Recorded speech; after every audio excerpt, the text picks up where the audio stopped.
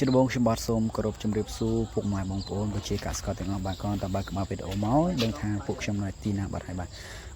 ថ្ងៃនេះពួកខ្ញុំជាមួយនឹងបងដែលជាមន្ត្រីកសិកម្មឃុំនៅក្នុងស្រុកកំពង់ស្វាយ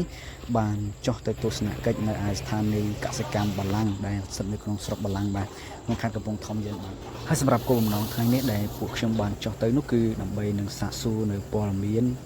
អំពីការបន្សុទ្ធពូជក៏ដូចជាការចែកចាយពូជទៅកាន់កសិករបាទហើយពូជដែលគាត់បានបន្សុទ្ធនោះគឺប្រភេទពូជនាងអំ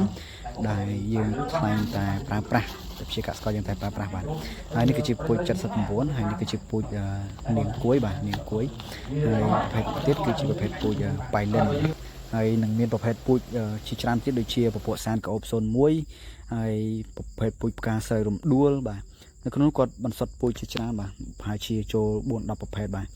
ហើយនេះគឺជាសកម្មភាពដែលអ៊ំគាត់ជាកម្មករនៅទីនោះគាត់ធ្វើការនៅទីក្នុងការដែលគាត់ច្រកនោះគឺតាមដែលខ្ញុំសាកសួរគាត់គឺ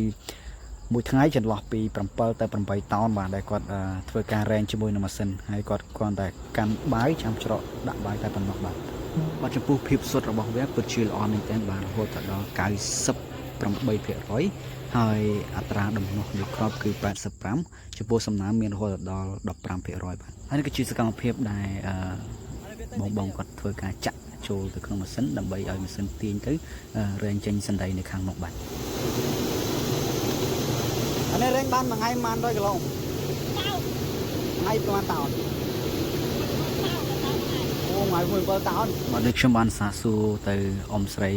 ដែលគាត់ជាអ្នករែងនៅទីនោះអញ្ចឹងបាទម៉ាស៊ីននេះគឺល្អមែនទែនបាទក្នុងមួយថ្ងៃអាចរែងបានរហូតដល់7ទៅ8តោនបាទស្រ័យទៅលើកម្លាំងរបស់គាត់ដែរបាទអញ្ចឹងបើសិនជានៅក្នុងតាម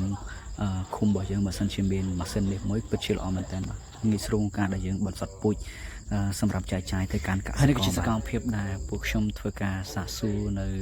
ព័ត៌មានមួយចំនួនតាក់ទងជាមួយនឹងការបន្សុទ្ធពូជដែលលោកអ៊ំផ្ទាល់គាត់គឺជាអ្នកដែលកាន់រោងម៉ាស៊ីននៅទីនោះបាទហើយគាត់គឺជាអ្នកដែលចែកចាយគ្រាប់ពូជទៅកាន់ប្រជាកសិករជាច្រើននៅក្នុងខេត្តកំពង់ធំបាទរហូតដល់មានអ្នកកំពង់ចាមក៏មកទិញគ្រាប់ពូជរបស់គាត់ទៅដែរបាទ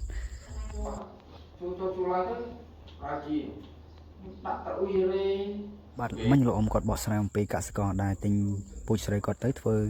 ស្រូវទៅផលិតជាអង្ករមិនឆ្ងាញ់បាទព្រោះតែកសិករគាត់ប្រើប្រាស់ជីគីមីដែលហៅថាជីអ៊ុយរ៉េនឹងលើសកម្រិតបាទហើយវីដេអូរបស់ខ្ញុំក៏មកដល់ទីបញ្ចប់សូមអរគុណសូមជម្រាបលា